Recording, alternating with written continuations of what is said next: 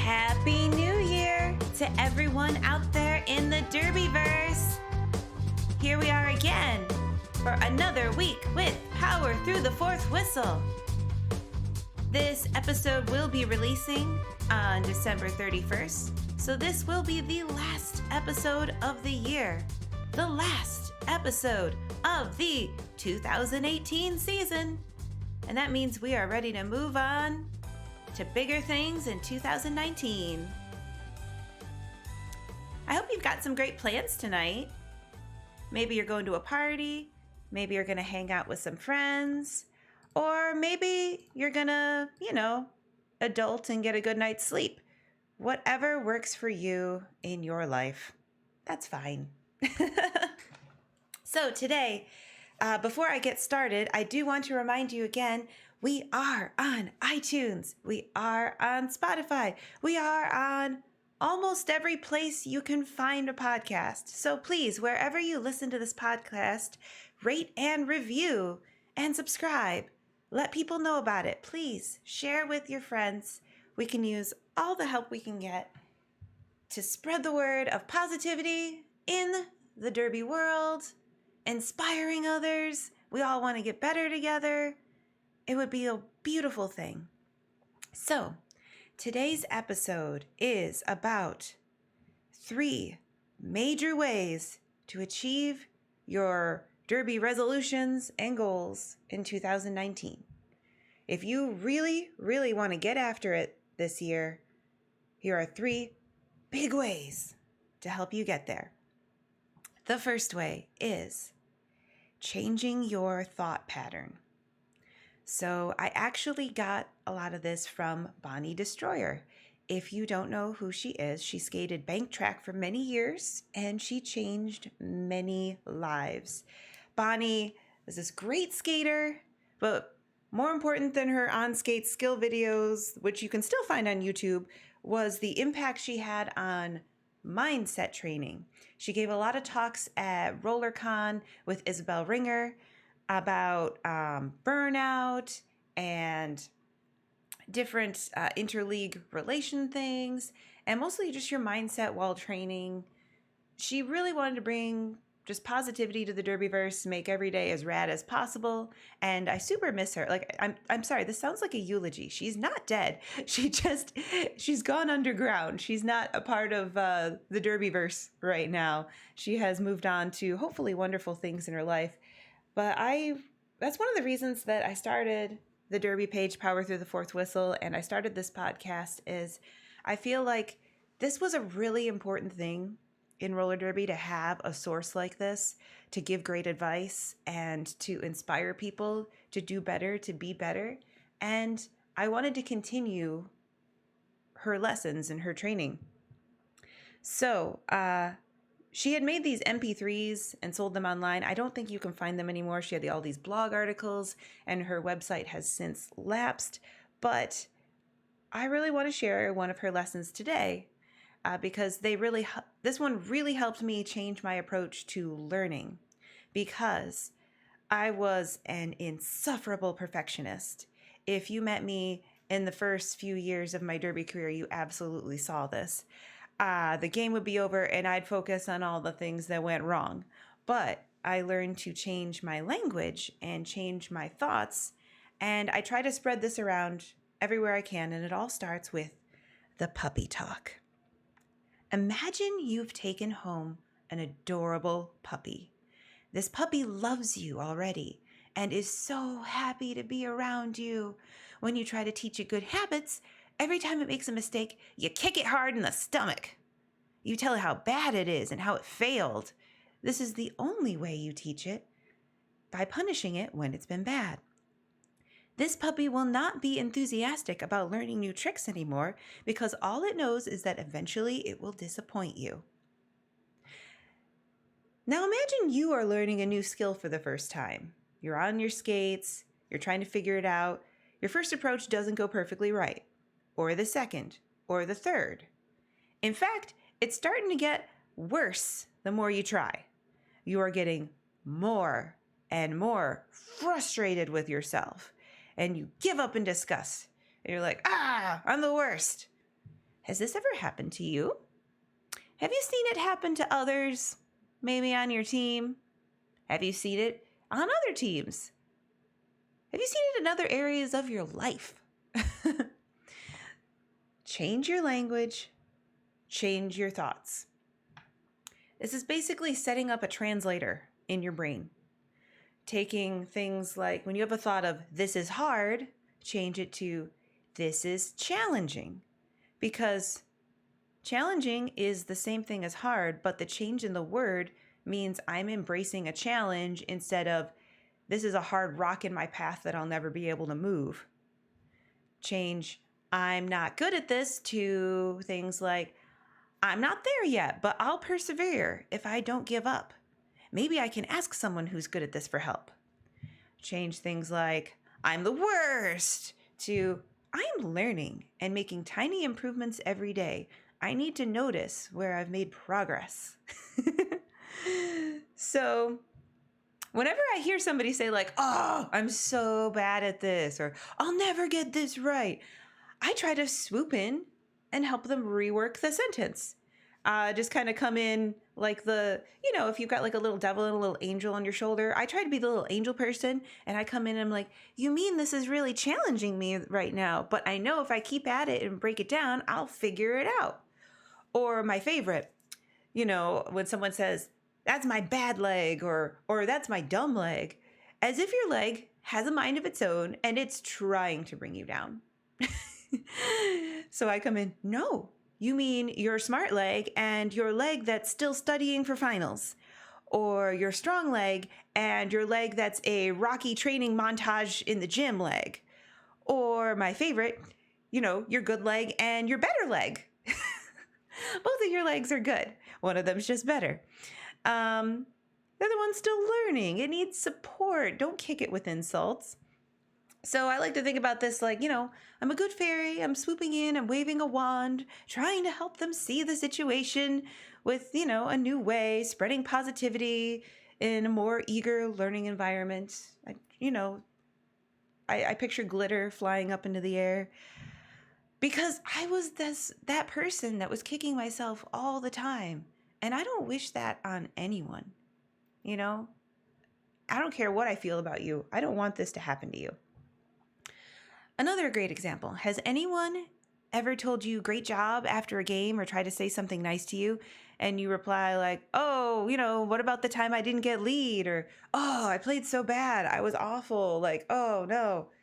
So it's like somebody came up to you with this beautifully wrapped present and you said, no, and you slapped it down. No present for me.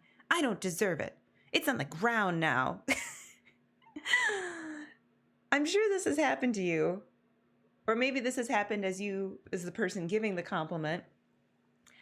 So my advice in this situation is receive compliments graciously, even if you don't agree in the moment. Just say thank you. Say thank you. One more time. Thank you. Accept the compliment into your life. Resist the urge to contradict it or knock it down. Or throw it back in the person's face. Because people, honest to goodness, don't have to say nice things to you. And if you always object, they might just walk away and be less likely to approach you in the future. It's pretty rare that you'll find a person who wants to argue with you until you agree with them. Like, no, really, you're the one. So if you're like, no, I was terrible, I was the worst. And you're like hoping that they'll be like, no, that's not true. You're so good. I need you to believe that you're so good. That's not really realistic or fair. Not everyone wants to have that fight with you. And if you really want that person to argue with you, you really wanted the compliment in the first place. So just take it. Take it. Knocking down compliment gifts is not being humble. It's puppy kicking. If you want to be humble, you can say, thank you, but I had a lot of help. I've got a great team around me. I couldn't do it without them. See, now you're handing out gifts to other people, making it all go round. All right, that was the first major way to help you achieve your resolutions and goals in 2019. The second way is record data. Be a nerd. Get a notebook. It can be anything, but I find building the habit, making it more lasting to keep up with this notebook, it really helps if it's a cute notebook. There's something on it that you really like, maybe an inspirational message, maybe some sparkles, I don't know, but this has to be your special notebook. Maybe it shouldn't really look like any other notebook. Maybe you're decorating it with stickers. I don't know. This is your notebook. And in it, you're going to write down your goals or resolutions, whatever word you want to use, but I want to say goals. This works for derby goals and off skates goals. Last year was the first year I started writing down my workouts every day. This was nice because I would sit down one day a week and I would plan out my workouts for the week, and then I didn't have to think about it as much, and I could see the plan. I could see like how it went with my goals. One of my goals was I really wanted to pull up this year. So I set out this training week after week of how it was going to grow incrementally. I could see my progress because I could look and be like, okay, last time I used this color band to help me. Now I feel like I'm strong enough to go to the next one down that gives a little bit less help because I'm stronger. And I could only see that because I was writing everything down. It was so nice to see where I'd made the progress. And then I got that pull up. I was so excited. I was so happy. But unfortunately, on my road there, I overtrained. And now I still have this. I've got like a little bit of like tendonitis thing happening in my elbows. So I had to change the way I was working out. And I could see, okay, the reason this happened was because I added all this other stuff in at the same time I was doing this really specific pull-up training, and it was too much. And I goofed up my elbows. So now I have to do PT to help the muscles around the elbow area be stronger so that it's not putting pressure on those tendons so they can do the job. This only worked because I had a notebook. That's the only way I figured this out. I also wrote down my goals for on skates in a different notebook. I have a workout notebook and I have a derby notebook. This one's actually has a special name. It's called My About Book. I am not sponsored, but this is a product that has been made. My sister gave it to me as a gift. I did not know that this existed, but once I discovered it, I thought it was pretty amazing because I'm a little bit of a nerd when it comes to noticing stats because I want to see my progress. I want to see the team's progress. So in this book, most of it is like a game by game thing where you can fill in what happened in a game. You can fill in the score, the halftime score, notes about the venue, where it was, what type of wheels you use, what the temperature was like if you want. You can put in your personal stats, all that stuff that's in those sheets. But then the page opposite it isn't the cold hard numbers, it's more the feelings, how you can record what the roster was like, how the team felt that day, what goals you personally accomplished, what you learned you want to work on for next time. Because you know out there in the moment, lots of it just starts to blur together. You get total jamnesia. You don't know what's going on. Sometimes it's hard to remember what you did well. You focus on a couple moments here and there where you failed, but we're going to change our thoughts. Instead of failed, I'm going to say, AKA, didn't do as well as you wanted to, but learn from it and won't let it happen again. See what I did there? Changing your thoughts. And actually, if you don't do it within a week of having the game, you're not going to remember what it felt like either. So you need to actually keep up with this if you want to see game by game progress.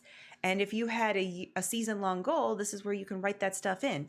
For example, the tournament at the end of the season this year, I didn't write in my games, the weekend blended together. I don't have any data from that weekend. But I did talk about it at length on this podcast. So I feel like the learning has taken place anyway. So your goals for Derby, they can be anything. They can be for others to know as well, or just for yourself. So a goal I had in 2018 that I shared with the team was that I really wanted to get 10 apex jumps in games during the whole course of the season. Because I'm a person who loves jumping the apex, but forgets to look for the opportunities. And once I put that goal out there, I was always looking for it. I was on the hunt. I wanted to add little chicken scratches to my tally.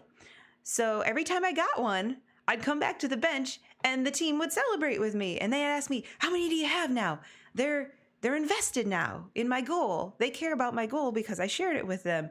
They wanted to be a part of that. They asked for how they could help set those up a little bit better because they wanted this goal for me too. It was really awesome. But then sometimes you need to have some goals that are just private goals for you too, that you don't need to tell everybody about. And I'm going to share one of those with you now because the season's over. A private goal I had that I wrote down was I wanted to help develop all the other jammers on the team. I wanted to make sure that there was going to be up to 5 people who were ready to go, who could jam a whole game. And I wanted to help them because I was one of the most experienced players. I'm not a captain or part of coaching, but I knew I had all this experience and I really liked sharing it with other people. And I had had a great experience with my past team that I had transferred from of developing this energy with the other jammers. Like, it's not a club, but it's kind of a club where you're supporting each other. I mean, you're kind of competing with each other a little, but mostly I wanted an atmosphere where we're cheering each other on, we can share advice and moves, be there for each other so jamming would never feel lonely. So when you come back to the bench, someone has a positive word for you, especially if you just had a jam that was pretty tough. It really helps if somebody can, help you out a little bit. And we did that. We had 5 solid people who were ready to go at any time, and sometimes 6. And in that way, their successes also got to become my successes because I felt like I helped. I gave them some of my moves. I'm like, you can go do this too. Please go do the move. I was so excited to share. It doesn't have to be all mine. I don't have to be the shining star. I want everybody to be shining stars. So when I encouraged a teammate to go out and get apex jump of her own, and she does it, it felt even better than mine. And it made me want to go get another one. So it was just wonderful. Like, you should, in your notebook, be recording milestones. Did you have a penalty-free game? Write it down. Did you have an apex jump? Write it down. Did you do that backwards hit out on the jammer you've been practicing all year? Write it down. Know that you did it. Did all that footwork pay off and you did that move you've done 100 times in practice and it finally happened in a game? Celebrate that. Write it down. Pat yourself on the back. Remember this good feeling you had of doing the thing you've been working on so hard so you can cultivate more of that feeling. You can also record compliments you receive. Write them down. Not your mom saying you did good. I mean, like, words that really meant something to you. Maybe a coach, captain, mentor, somebody you really look up to pointed out, hey, I can see how much progress you've made and all your hard work has paid off. Like, you really did well in that game. You really did well in that jam. Maybe a younger skater came up to you and said, hey, I really look up to you and you inspire me. The things you do, I want to do that.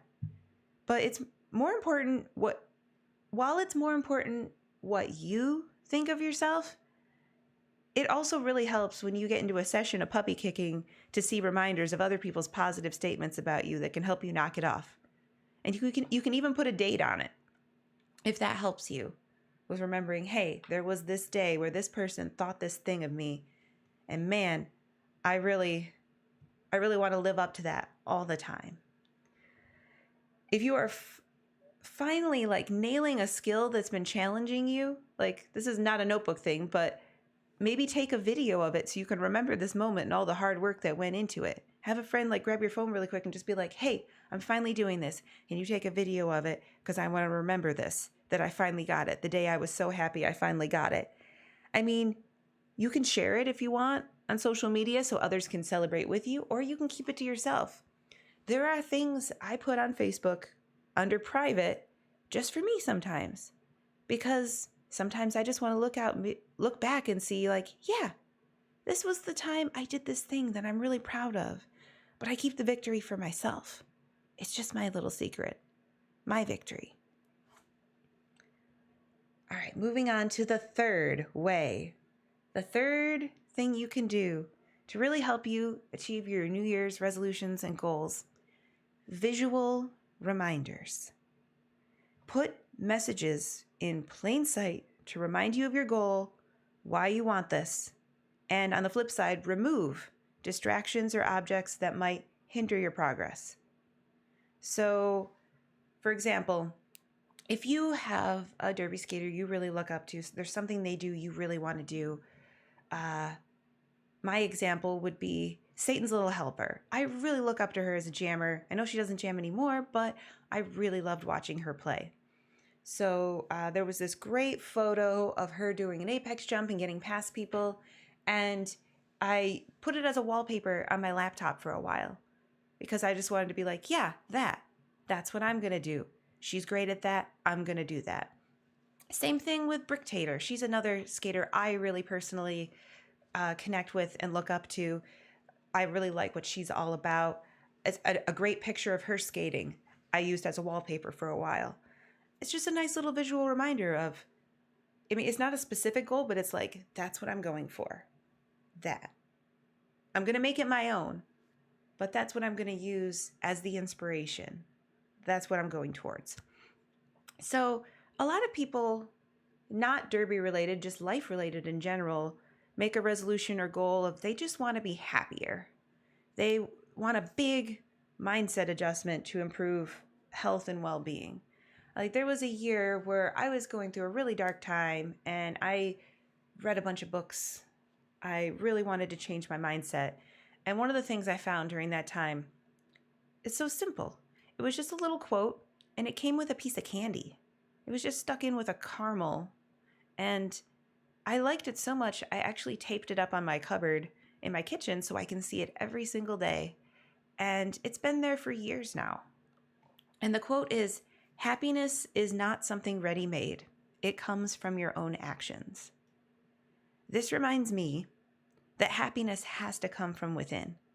I can't be disappointed in others for not making me happy or keeping me happy. I can't go to Derby and be like, these people are responsible for making me happy, or they should all be into what I'm into. That's not how it works. If you want change, you have to be the change you want to see in the world, as we've heard so many times.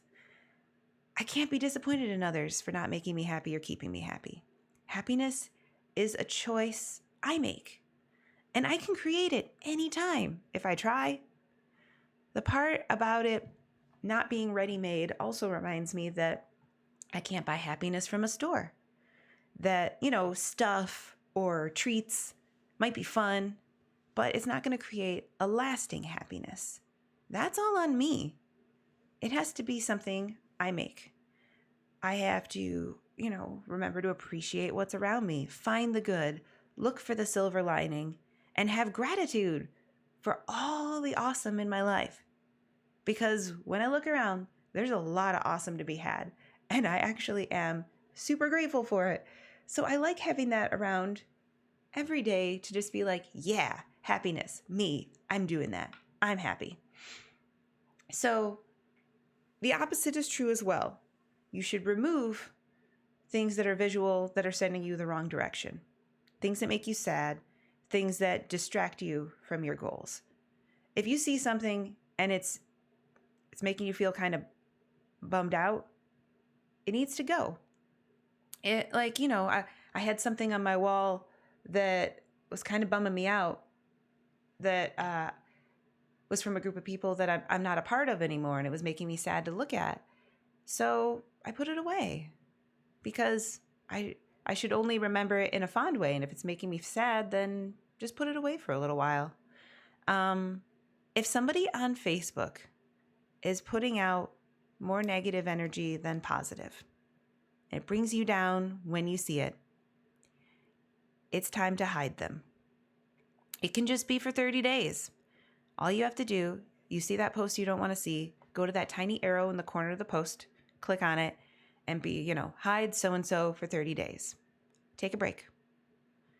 When they come back into your newsfeed and they're suddenly there, it's probably going to surprise you because you'll have forgotten about it. And when you see them, you have to ask yourself, did you miss them? Or were you happier without them? You can still be friends with these people. You can be friends with them in real life when you see them in real life.